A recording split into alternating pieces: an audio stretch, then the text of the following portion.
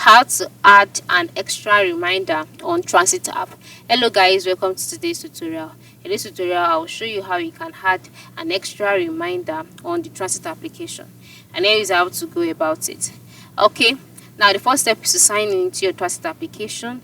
Once you're signed in, you'll be brought to your home page automatically. Now on this page you can see a map as well as the transit lines and the departure lines. Now I'm currently in an unsupported region, so some features will not be available to me, but for you all of the features available on the transit app would be there. And then for you to be able to add an extra reminder, you would have to plan your trip using the go feature. And how do you use the go feature? On the map, select the transit line that you want to work with. After selecting the transit line and you selected your destination and all of that, you will see the go option. Click on it. After clicking on go, you'll be taken to the go screen. On the go screen or the go page, tap the bell icon to set up an additional reminder.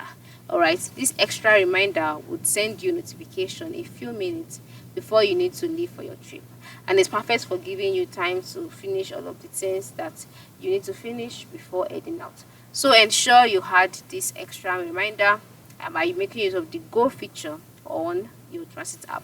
Thanks for watching and have a good day.